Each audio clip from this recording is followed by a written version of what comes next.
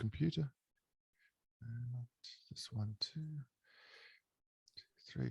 And we're back. This is Colombia Calling, episode 421. Thank you for allowing us a week off during the holidays. I'm here with Emily. Emily's on the line.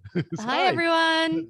If you're watching on YouTube, there is sun in Bogota. As I'm even squinting after all the rain of the last few days. Miserable cold and rain in Medellin. So we've Really? had some kind of grossly unjust exchange. Oh no, but honestly, the last 4 days, I've not seen as much water falling as in this last 4 days. Maybe it's because I had an awesome holiday in the sun, but it's been so miserable here and dark.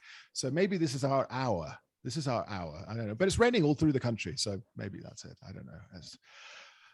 Emily, how's everything going at the same time? You're working very hard. We've got questions and answers this week. Are you ready? We've got questions and answers. I am ready and will do my very best. There's a couple at the end that I've slightly struggled to even get my head around, but we'll see. Let's go for it. Well, we're going to do it this way. We'll do the expat immigrant related questions to begin with, politics and peace, travel, tourism, and then the miscellaneous ones at the end, which once you get your head around, but they're kind of just more jokey ones, of course, as well. So we'll start sort of mid-range, then go up into the more, what would you say, intense, and then start coming back down again. You know, the way we would do the podcast as well.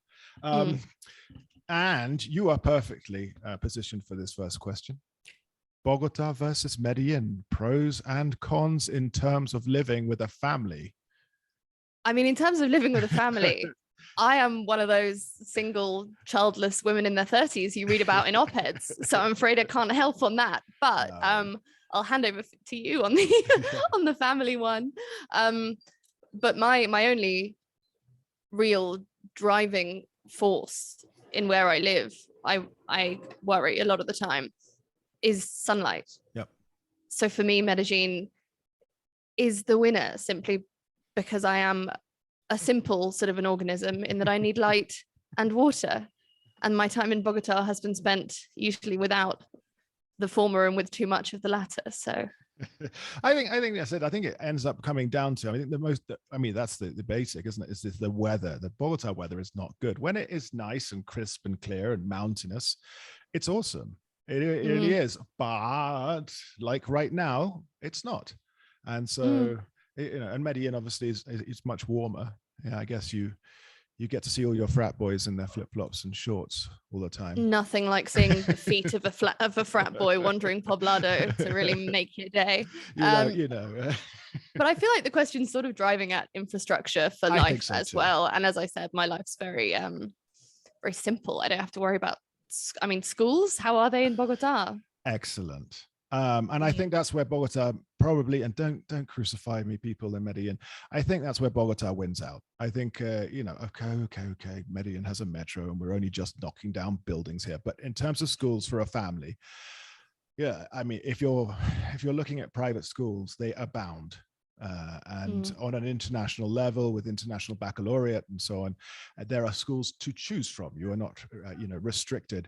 I know that the Medellin has a French lycée, so that's a good thing. And I know that there's some other private schools, but there does seem to be a lot of schools here, because I got given a spreadsheet made by another mother while she was pregnant, and all the schools that she was considering applying to.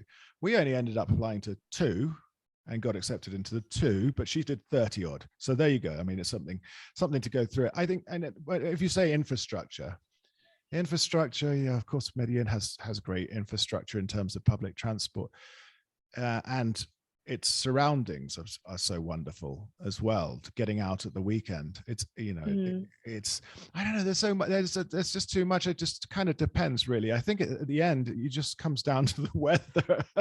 I think we could just boil it all down to that. But I think there's something sort of, without wanting to generalize too much, in terms of sort of the basic pleasures, like going to the countryside at a weekend, getting some sun, throwing yourself in a charco. Medellin has it, but in terms of, a rich cultural life, proximity to the structures of power, schools, kind of that kind of stuff, Bogota obviously wins out. I sometimes wonder if it's a slightly more adult city. Like you say, Medellin attracts, my demographic and the frat boys, sure. But at a certain age, will I find myself wanting to move to Bogota? When I was young and footloose and fancy free, there was nothing better than Medellin. But then after a while, I was like, I need to be more a participant as a journalist. And I found that Bogota lent more to me in terms, as you said, the structure of power, and that just became a bit easier. And I don't know, it was that kind of thing. And in the end, it took a long time for me to adapt to Bogota.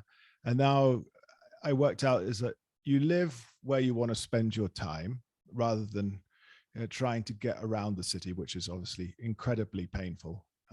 But I walk to my son's nursery school, and then my other son's school bus picks him up at our doorstep. So our doorstep is actually the bus stop for the school. There are 12 other children have to come down from other places, but we just fall out of bed. Right. But I think that's what you work out, and it's just live in an area where people have no issue coming to meet you in this area, sort of thing. It's good coffee shops, good restaurants, and so on. So I think it's, whereas in London, for example, and I don't know, we should obviously compare, you don't really mind dragging yourself across the city or something, because well, in my experience, totally normalized. Someone lives an hour away, you're like, that's reasonable. Okay, an hour and a half, they're like, oh, I'll see you a bit less often. But an hour on the tube with a couple of changes, totally normalized. Whereas here, I mean, I could see the airport from where I'm sitting. I think, God, I've got to get down there. Someone says, oh, I'm coming through for an hour. You want to go? No, I'm just not going down there. I'm not doing it. So I think there's that as well. But Medellin obviously is smaller, and I guess you're more restrained to the bowl of the valley as well. So, but in terms of, I guess, culture and cosmopolitan life, they both have their assets. But I mean, as the capital, Bogota would take it. But I think again, so, yeah. Don't again, there's a lot of people in Medellin listening, I know, and I'm just trying to tread carefully around this. And it's a sensitive subject. It's the capital city, and as much as Paisas believe with all of their Paisa hearts that Medellin should be the capital city, it just isn't, and that comes with a bunch of consequences. So yeah, I mean, I like Medellin. I live here. Yeah. But I wouldn't say I'm necessarily a lifer. There are things that appeal about Bogota. If I buy myself a good enough set of thermals, who knows? It has been cold. Would you? I mean, when you talk about, that's an interesting topic, and we can't go into it too much but when you say the Paisa love, and they say that this should be the capital.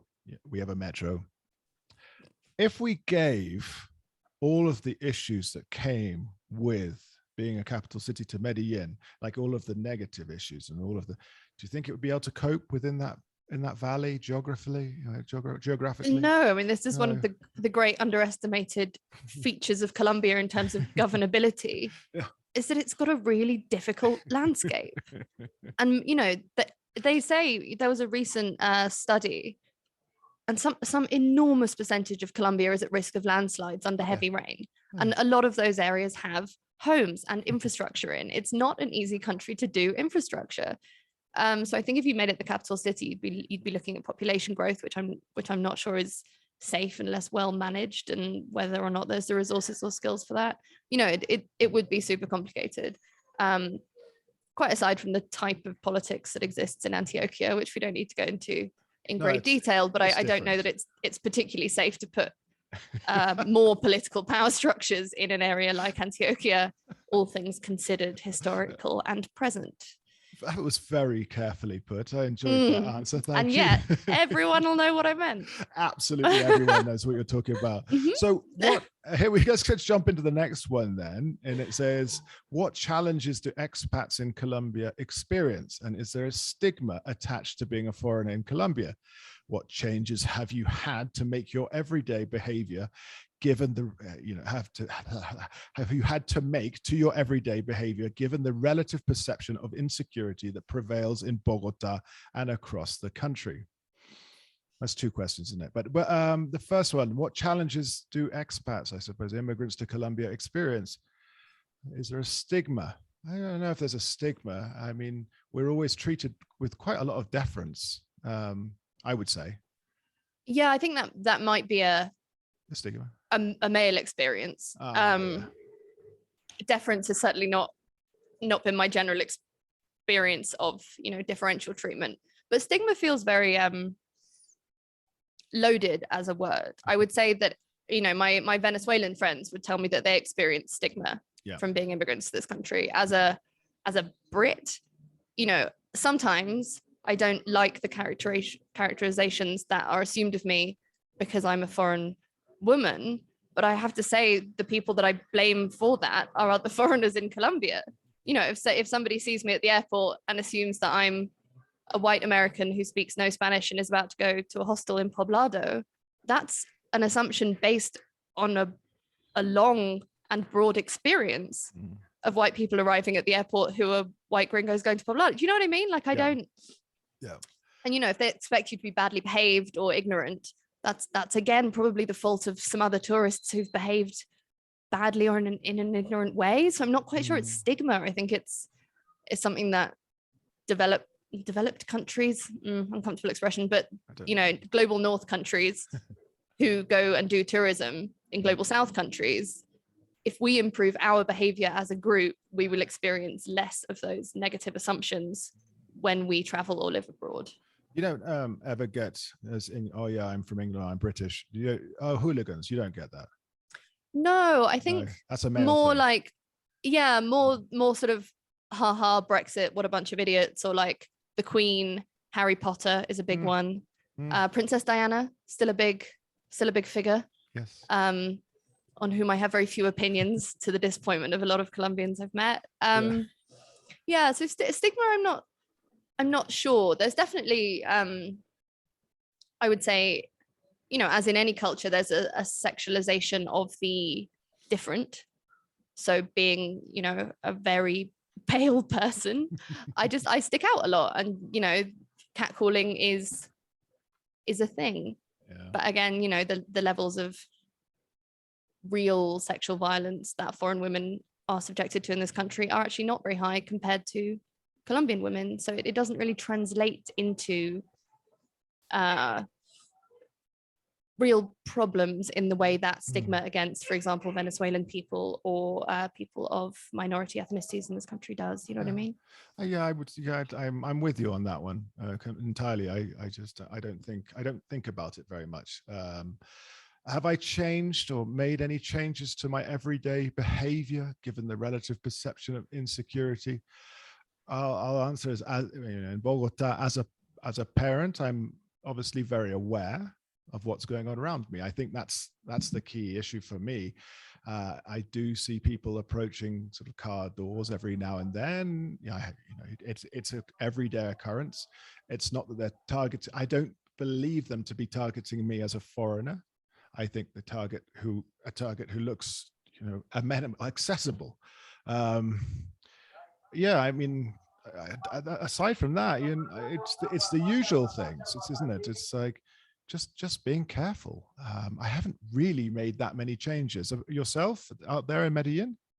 I think the perception of increased security risk is very much a Bogota story. That story that I have been following seems very centralized to the capital. And a lot of those security tapes of robberies and horror stories that they're happening in Bogota. And I'm not, I don't know anything about the stats there. But I do think, it's a very centralist country. So that story sort of feels as though it applies to the whole country, but really it's a capital city story. Yeah, I think so.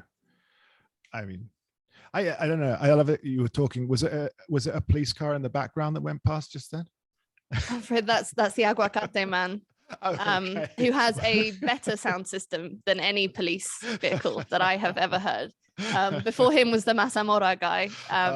If listeners are looking for a guided tour of the soundscape, the Hare Krishna temple, who live opposite me, I'm sure will be chanting again within a short time period. So if you hear handbells, that's what that is.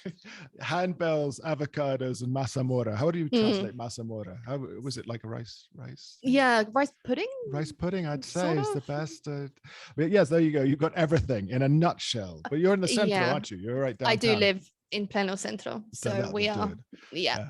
we used to have the mazamorra paisa, sort of like tuk-tuk would go around here, and it had the music goes mazamorra paisa, and it was so annoying. And one day there was a fight between one vendor and him, like fists outside.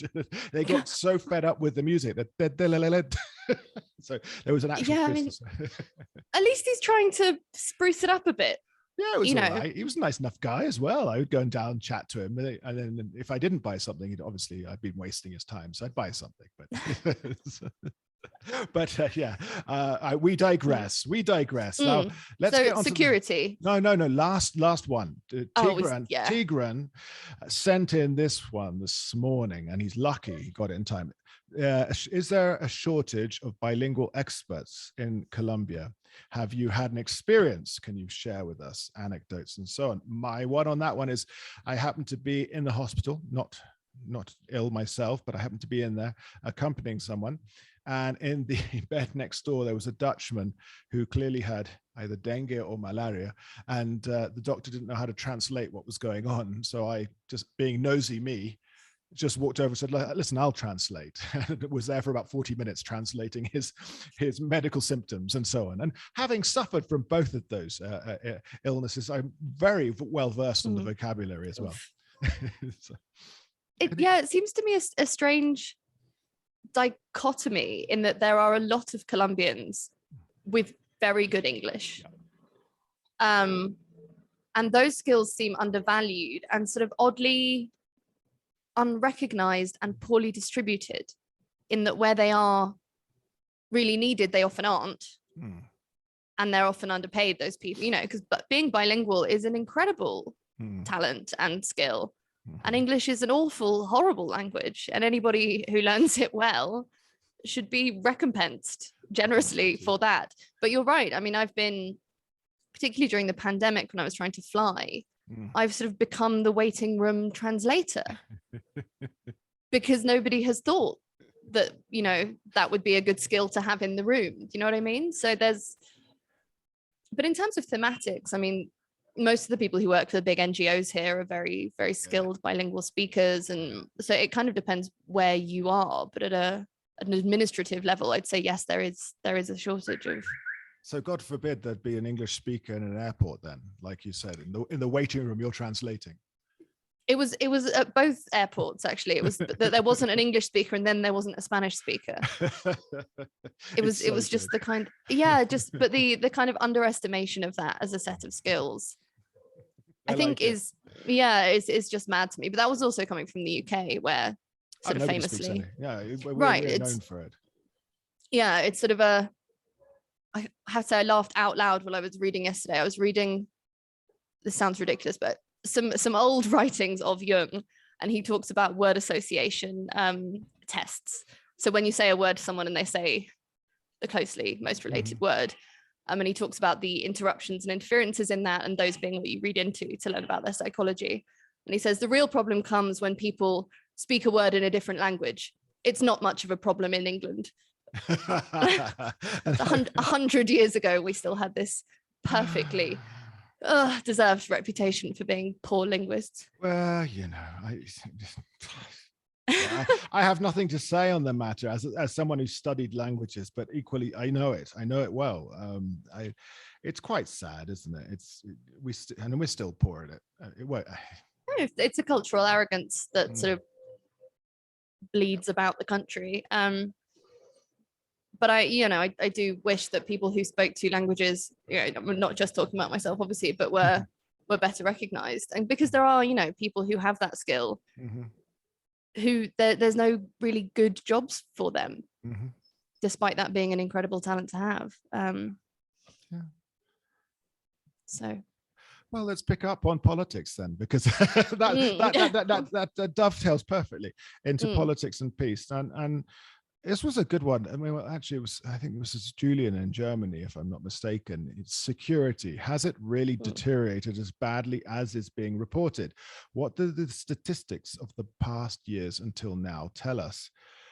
Do you have any thoughts on this from your base in Medellin? I mean, do you think, I mean, we see these news reports daily, and of course in your news report there's usually an update on massacres or community social leaders being assassinated, killed, or and so on. So it does seem that it's ever present.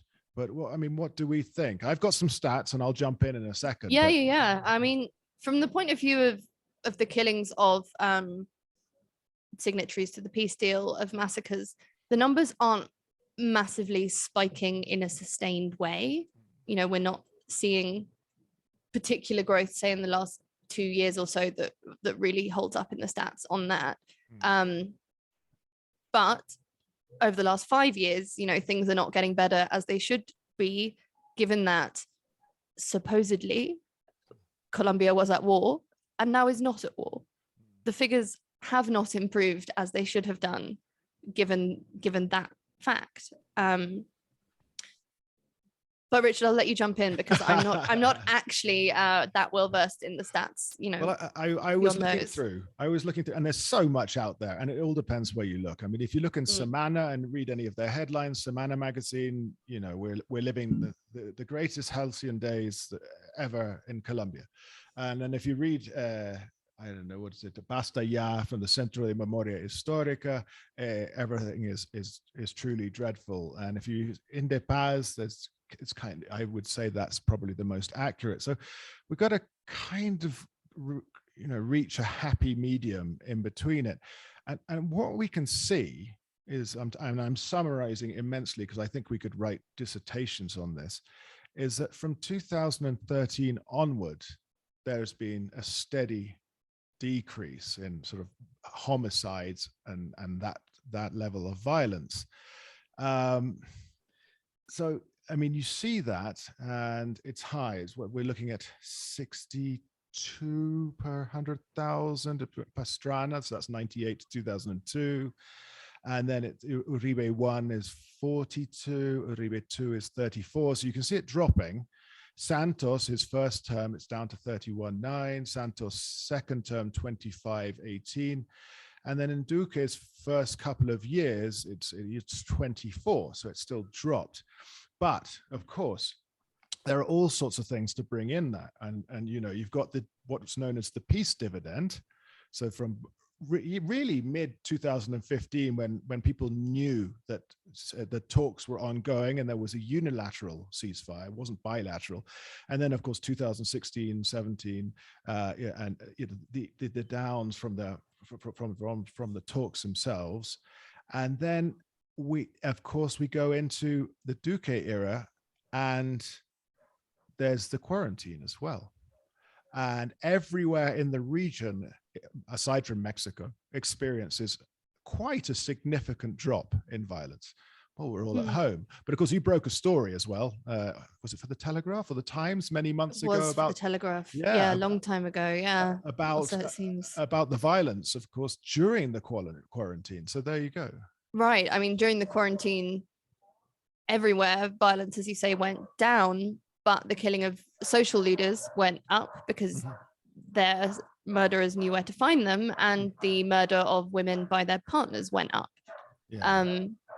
So, you know, it's as it is said, there are lies, damned lies, and statistics, and you can play them lots of different ways. As you say, you know, the media and various institutions play them and cut them and slice them. Yeah. In ways that are not terribly objective. We're looking, and I said 2013 as a starting point, but if you look at Cia Vacia, it's a very good online sort of, I don't know what you'd call it. It's journalism, but there's also everything, investigations. Academia. But in 2012, there were 16,000 homicides. You know, it's in 2021, there were 13,700. It's gone down, but it's still unacceptable. I mean, let's just say it's like that. And at the same time, if we look at 2020, you know, there were 90 massacres which led to the deaths of 381 people. 2021, 96 massacres, 338 victims. And in 2022 so far, with a cutoff at the 24th of April, 36 massacres leading to the deaths of 133 victims. So what it really is, and I think you back me up on this, it's a transformation of the violence that we're seeing, because previously, and I've spoken to lots of people, you know, the UN and Red Cross and so on, that they were able to obviously negotiate with large groups because there's a chain of demand. Now, as reported in the New York Times, and I think quoted by Adam Isaacson from the Washington office on Latin America, there are more than 30 different armed groups within the country vying for strategic routes, drug smuggling, people trafficking, arms, you name it. And you can't negotiate with them all on the same levels. And the transformation as well, it makes, rather than sort of, you know, haphazard killings, they're very targeted, like you say, peace accord signatories, social leaders, community leaders. And so maybe, and of course, we're in, you know, between 2012 and now, we're in immediate communication. Everything is known within seconds, you know, and so there's this transformation. And I don't know what you can say is the violence right now is not to our 2012 or to 2002 levels, but should things continue along this path, it's going to get worse. I think that's the way to put it. What do you think about this? Yeah, I think it's, as you say, the violence has simply transformed. And we're looking at, instead of a war between people who, at least in theory, had political demands and the government could negotiate with them, there are no political demands among these new groups. The government cannot negotiate with them because to give them what they want would be against all international law and the constitution, and sort of really against all sense in terms of what a government should be up to. So I would say also, again, a complicating factor with these stats is that they are collected in different ways over time. It's really difficult to compare them. Again, with homicides, you know, what looks like a conflict kill or a massacre or a homicide, you know, and certain outlets will say, you know, there was a massacre, but 4 of these guys were in an armed group. So it was more of a conflict situation. You know what I mean? I mean, as far as I'm concerned, killing of another human is a murder and full stop, end of sentence. But in terms of statistics, that's incredibly complicated to do comparisons over time as well. And as you say, the terminology, what does the government use? They use it, they don't say massacres, they say selective multiple killings or something? Something like that. And, you know, Indepaz considers a massacre, I think it's anything over 3 or 4 people. 3 or 4, yeah. Whereas the international definition is actually, I think, over 8. So again, you know, terminology is complicating. I don't have any thoughts either way. Again, killing a person, killing more than a person, like we should be writing it all down somewhere, but we do need to be careful about saying it's definitely rising or it's definitely falling, because we don't really have that information. I also, there's another element to this before we go on to the next question as well, is that 34% of all of these homicides, killings, take place in basically 3 departments. So it's Antioquia, Valle, and Nariño, Cauca. I can't remember which one of the 2. That's 3 from every 10, you know, so the concentration of that, whereas Antioquia, obviously the capital being Medellin's homicide rate has dwindled in terms of what it used to be back in the, you know, the really dark days of the Escobar you know, era. And it's like, it's the transformation, right? You know, it's where is power being fought over? And right now in Colombia, it's the countryside. And it's those parts of the countryside. They did the list of the most dangerous cities in the world. I think it was last month. And the 3 that are Colombian are all in Valle de Cauca. Oh, really? Well, Cali. And then Cali, Buenaventura, and Palmira. Palmira, interesting. Oh, well, it's just on the outskirts, isn't it?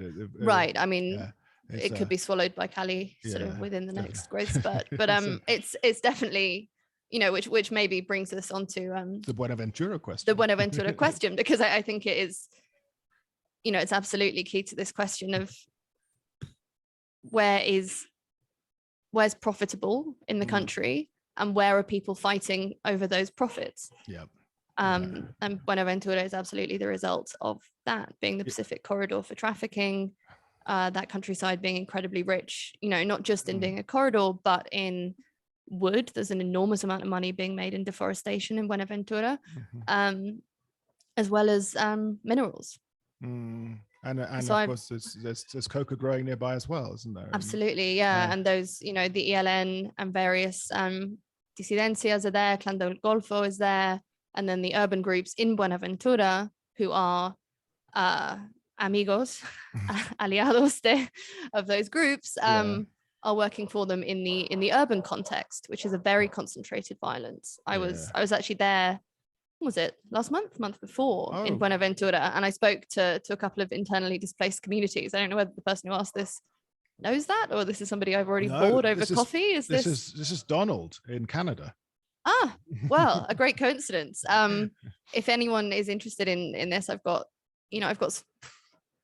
some very depressing pictures of where particular indigenous communities have been given accommodation, would be a grand word for what they've been given by the local government. I spoke to a woman who's exactly my age, called Marisela, who went into labor in one of these shelters in Buenaventura, where she'd recently been displaced, and she started having seizures because she was under a lot of stress, the doctor later said. But the ambulance would not come to the hostel because it was in a part of town where nobody goes at night for fear of gangs. And she had to be carried in a blanket by the indigenous guard to the border of gangland, where the ambulance would consent to pick her up at 2 a.m. in full labor, having seizures. So that the people who run from the Buenaventura countryside are not only being neglected, but face another massive challenge upon arriving at a place that they hope is safe.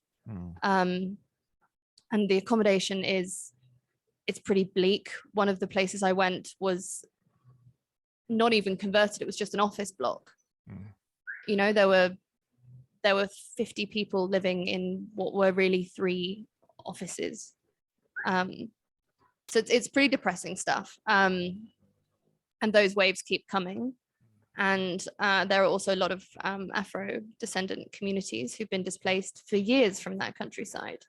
And even if they get to go back to their land, that land is not what they left behind. And it's not just a matter of their properties having fallen apart, which obviously happens over time, particularly in that climate, but their land will have been deforested or mined, or, you know, had the soil horribly degraded by someone growing coca on it. Even if you get your land back, even if it's very shortly after you're displaced, the loss that is sustained is massive. It's a very complex phenomenon that the government is not compensating for. And the stories of, you know, the army being very allied to groups in that area, I heard a few of them, and I'm pretty, you know, they are quite convincing. There's also the culture is destroyed when you break up the family units and the towns and they get divided. That's the identity, and the culture goes as well. That's one of the things we don't talk about either. Is like, well, you know, that as you talk about the degradation of the soil, the land, and I found some figures for this as well. In 2021, there were about 17,500 people displaced in the immediate area of Buenaventura. That is a 125% increase on 2020. So 2020, as you said, you're still, I guess we're looking at the isolation and the quarantine and people being a bit more careful. And then you got 2021. So like you're saying with statistics, to be able to even take a little bit of and put it into context, is that 2020 is going to be an anomaly on all of these things. You have to sort of take it in context of 2019. And so very disturbing what's going on. And I don't really think there's anything being done apart from, the occasional, was it Diego Milano, the occasional sort of statement that they're militarizing again another section, but they don't go into, like where you said, this area. They go on the edge. They're on the edge, and they are, the people that I spoke to said that they are checked at every possible juncture by members of the Colombian military. And yet members of certain armed groups show up in their communities. Whose movement is really being controlled? Because it seems to a lot of the people who are being displaced that it's a lot of these structures that seem to be to fight armed groups are much more aimed at controlling the community. I don't know if you can hear that dog. Apologies. I can hear dogs. Did you hear my child crying in the yes, background? Heard the child. I mean, life continues even while podcasting. I don't know if that's a revelation to anybody. It's an interesting one, and I think the movement south of the conflict, the conflict areas are expanding and moving south, which is why we're getting these waves of displacement. But I think it's important to stress that even if it's a temporary displacement, a lot of the losses are very much not temporary. No. It's, Now, we've got our first presidential election question, and it would just take too long to answer it. But depending on who wins the presidential race, what will the next 2 to 3 years in Colombia look like? Well, my response is that if Gustavo Petro wins, that he would govern very much in a similar vein to López Obrador in Mexico, in that a lot of the time his hands would be tied, and a lot of the time he'd be bitter that he wasn't able to do some of the let's say reforms that he'd like to do. And then a lot of the time, as mentioned a few podcasts ago with Sergio Guzman of Colombia Risk Analysis, he'll be up on his balcony, calling the hordes to the streets and making appeals to the International Court of Inter-American Court of Human Rights and so on. That's what I feel. Whereas on the other side, if Federico Gutierrez, known as Fico, wins, I would suspect there will be a greater move to militarize problem areas, such as like in Arauca. I think he backed the peace accord. At least he seems to say he did at some point, but you never really quite know. I did watch an interview with him the other day when he was talking to the Cia Vacía, and he said, 14 billion pesos are tied up in regalias, which is the sort of funds that are generated and given out to each department or state. And he was talking about this, and he was talking about how they have to get that into infrastructure. And the editor of the Cia Vacía said, well, actually, it has nothing to do with the presidency and central government. It has regional government. And his response was, ¿Cómo así? That's what worried me the most, because it was unknowing of quite a serious issue.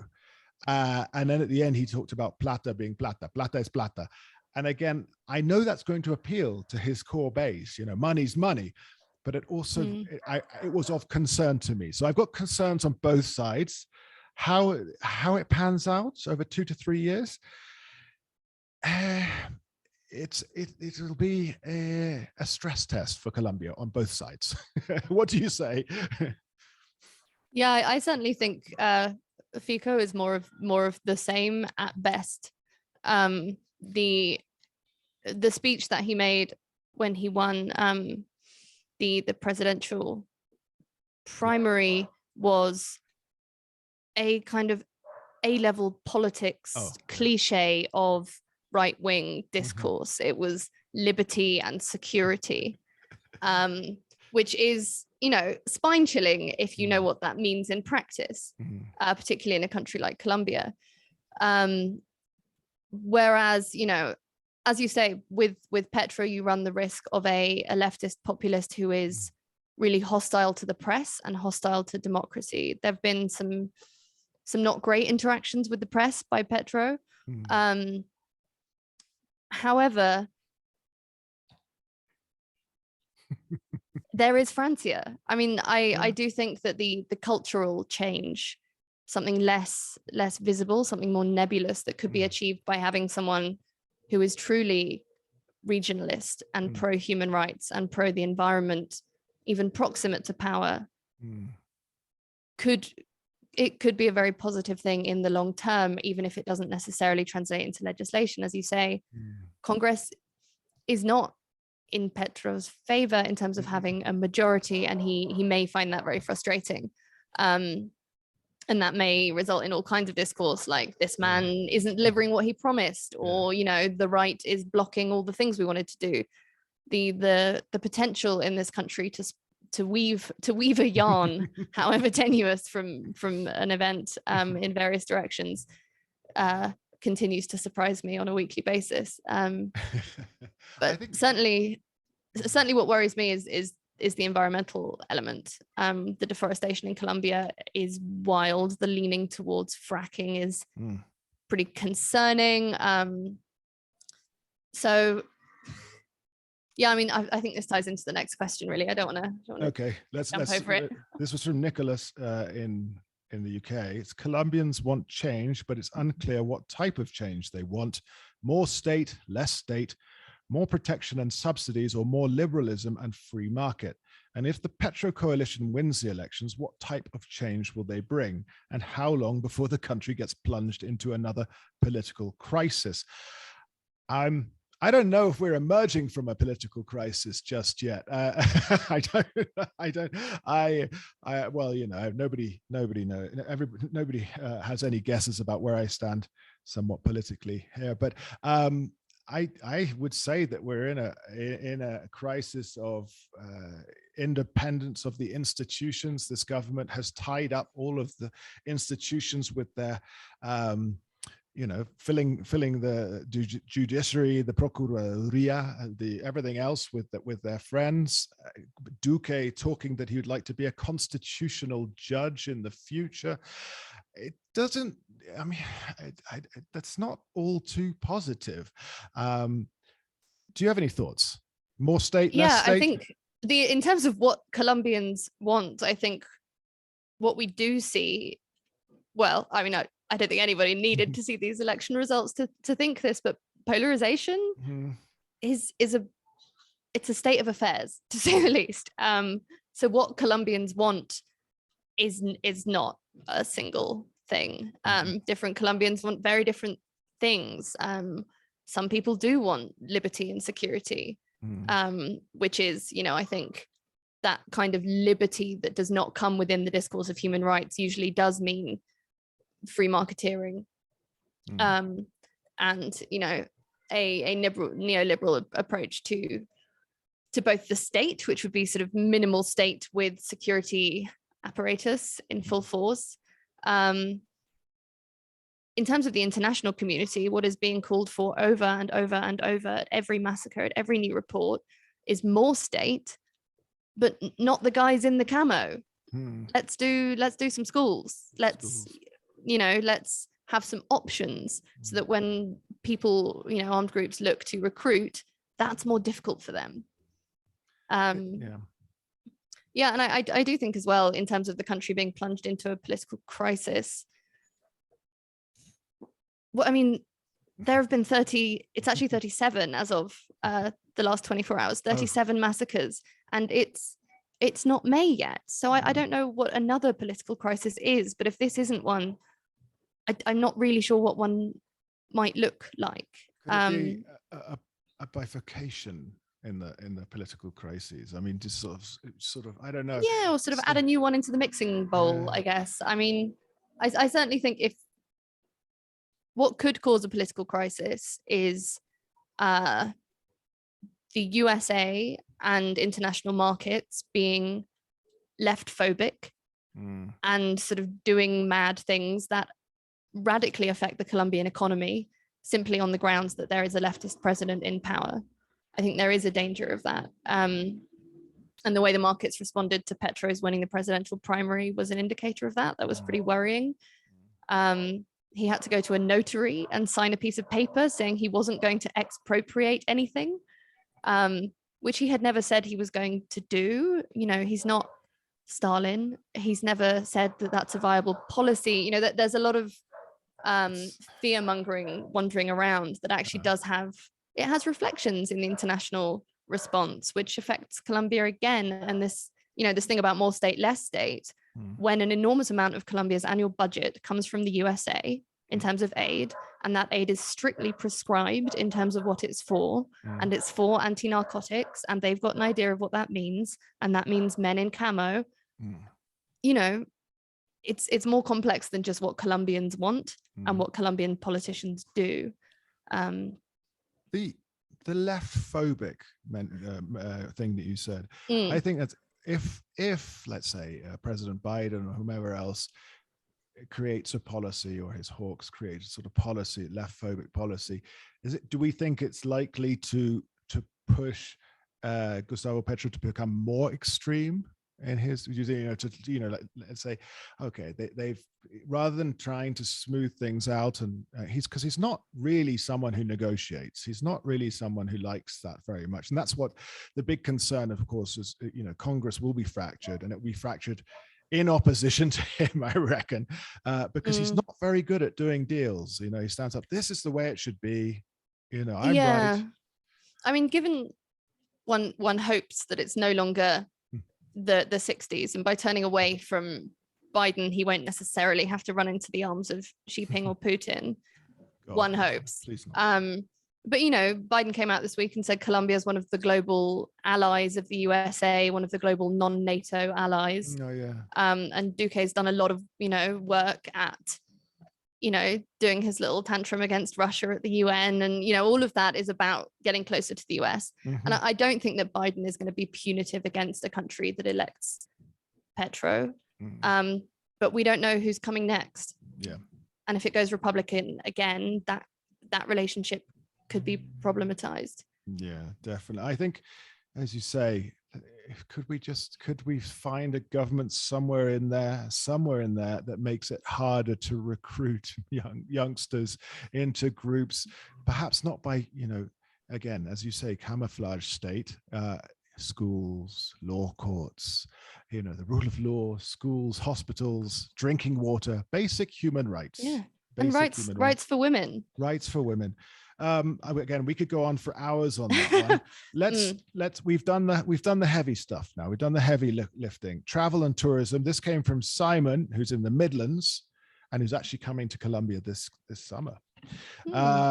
He says, if you could make one change to the way the Colombian tourism industry is managed or marketed, what would it be? Caveat here as well, he works in sort of like an executive tourism degree course in a university in Birmingham, so that's where it comes in.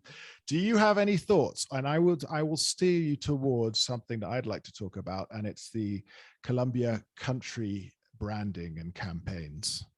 I mean, Richard, you own various tourism-based industries, and I would feel mildly idiotic answering the question at all, given that you're here and given that it's being asked by someone who studies tourism. So aside from saying, let's do it in an environmentally friendly manner, I'm going to just shut up. Okay. Well, it's good you said that, because one of the big bees in my bonnet is this move to try and make everything sustainable, at least on paper. And it's not. I mean, there must be a tiny percentage of actual operators, agencies, hotels, etc., that are ecologically, environmentally sustainable businesses. But the infrastructure is very limited here for us to be so. As you say, I have a couple of businesses in it, and the town of Mompos, where I have my businesses, was a couple of years ago, was declared a sustainable tourism destination. And to date, I don't know what that means, because if you wanted to say that it was sustainable and that it attracts tourists all year round, well, that's not true. Because we have, like everywhere in Colombia, huge, damaging, economically very beneficial high seasons, but very damaging to the economy in terms of trying to work it out and spread it out over the year. And we have low seasons where there is not nary a Colombian or foreigner in the town. So if you're talking from that level, it's not sustainable. If you're talking from the environmental level, we're still dumping stuff in the river. There's no proper waste collection in the town. People don't have drinking water. Yeah, so we're not. And this obviously is replicated, I don't know, 100,000 times across the country. I wouldn't even want to hazard a figure. So my feeling is that each new cabinet tourism body comes in and they have the right ideas and the benefit, they want to make good on it, but they have to show figures and numbers back to central government, and they have to show a degree of progress. And so to do so, again, we come back to terminology without actual substance, and that's my issue. And then the final thing I'd like to say is these country branding campaigns. I think we should probably stick with one for a while. Let's really get it out there and the recognition rather than every couple of years, because there have been some real flops. I think the sabrosura, which can't be really translated into English. So Colombia is tastiness. I don't know. Colombia is, I don't know, vibrant. I don't know what you want to say. And then there was Colombia's rhythm. Okay. Colombia's passion was probably the best at the very beginning. I don't know. The only risk is wanting to stay came at a time where you could play off the sort of drop-in kidnappings to foreigners wanting to stay type thing. But I don't even know what the one is now, but I just wish they'd stop flip-flopping on this one, maybe take one item and get us all behind it. That's my feeling on it. And I know it's hard, but we kind of have to accept also the reality of what goes on in Colombia and not deny it. And say, we have the best restaurants, or we have the best restaurant in top 10 in Bogota in South America. Great. But there's so much more, So I think there's this focus on top 10s and lists. It's kind of ends up being like a BuzzFeed ministry. I don't know. Have I made sense, Emily? Absolutely. Yeah. I think the lack of staying power, the lack of commitment to a narrative. But equally, I'm sort of glad they moved on from all of those reasonably quickly. There's something sort of uncomfortably orientalizing about, claiming that a Latin American country is necessarily passion or rhythm. That to me feels like very orientalist and reductive. And, certainly the type of tourism that comes to Medellin is a sort of fetishistic, orientalizing white gaze that thinks that Colombian women are inherently more beautiful or more passionate, or you know what I mean? Like there's a kind of hedonistic orientalism that comes with the use of ideas of like sabrosura, something that a type of tourism that doesn't necessarily come to learn and respect and enjoy, but comes to sort of like let loose some wildness that is attached to a non-white country. I don't know, the politics of all of that to me feel very uncomfortable. It's as you say, exactly, the fetishism of it there is. And of course, and I can say, the passion on the other side, you could, that pasión of course will be interpreted that way in somewhere like Medellin. But if we take it from my perspective in Monpós, we get a very well-traveled sort of clientele coming through, looking for architecture and looking for authenticity, and the passion comes through that, or the sabrosura comes through that. But of course, the flip side is, of course, Medellin and Cartagena, of course, is another flip side type place. So it's hard. Donald again asked, how was Semana Santa in Monpós this year? Well, it was full. It was full of Colombians. We had a great season, thankfully. It's very nice to see an upturn in businesses after 14 months of total misery. But okay, let's get on to the miscellaneous, because I know we've got to end this soon, and these are quite fast. Miscellaneous questions. Why do carrier bags always get tied in a knot which cuts off your fingers' circulation? So that's a reference to carrier bags in supermarkets. I can't answer it. I just can't. Something about the physics of thin handles and heavy objects causing rotation would be my guess. My solution because I am the soy latte sipping hipster asshole that I've been accused of being online, is to use sustainable carrier bags, because you won't have that problem with them. We Smile. do that too. We do that too as well. We have canvas bags we use for those. Exactly. Perfect. But I do recall them cutting off the circulation on Absolutely. my fingers back in the day. I don't know what it is. I think they tie it up so you can't slip anything else in there. I think that's it at the end. Interesting. That's my feeling. Why doesn't Colombia have a more interesting cheese industry, given that they have so much dairy? Now, given that cheese is a food group, I feel strongly about this.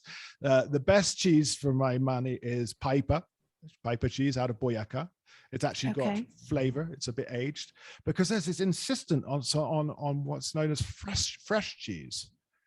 Are you vegan? I'm not. No, okay, absolutely not. Okay. So what do you think about this? Because there is a dearth of cheese. I have to say, it's one of my few gripes with Colombia. And I actually, this isn't just a European gripe. I have a Venezuelan friend here in Medellin who is furious about the lack of cheese here, because in Venezuela, pre-massive economic collapse, there was an amazing range of cheeses. This is not a problem with the region, with the climate. This is a cultural question. And it may be that Venezuela has more of a Europhilic history, and maybe more of a desire to emulate those culinary cultures. Equally, my friend, who is a real foodie, is furious about the pastries here and the butter. Like it's a more generalized thing, I think.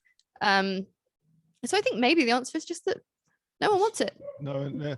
It's only foreigners looking for a brie. Colombians, they've got queso, quesito, queso costeño. I come back from overseas always, and if anyone comes back, I ask for cheddar. And last night, can I just say that my youngest son opened the fridge, took out the last lump of cheddar, ate half of it, and gave the other half to the dog. I'm a bit upset. I kind of lost my temper with everybody in the house. And we've got the final question. What kind of cheese is it that folks in Bogota put into their hot chocolate? Now, I don't put cheese into my hot chocolate. I have had the cheese in the hot chocolate as an experience. It is, the closest translation is it could be mascarpone. It's the most similar. It's a firm but creamy cheese that melts easily. Because in Antioquia, they'll just drop a queso costeño in there. Oh, really? And make it salty. I've had a couple of different types of cheese floating in my hot chocolate in the hills around Antioquia. I never complain, to be honest, because if it's made with water, it definitely adds something. Yeah, because water's there. It definitely was a surprise the first time I had a hot chocolate here. Nobody warned me, and it arrived and it had a cube of cheese floating in it. But you can adapt to anything, right? Yeah. Have you had one of those salpicons, like the fruit salads, and then they shave cheese on top? Oh, I had something in Valle de Cauca actually last year. I can't even remember what it was called, but it had sliced fruit. Yeah. And cherry syrup. Yeah. And then milk.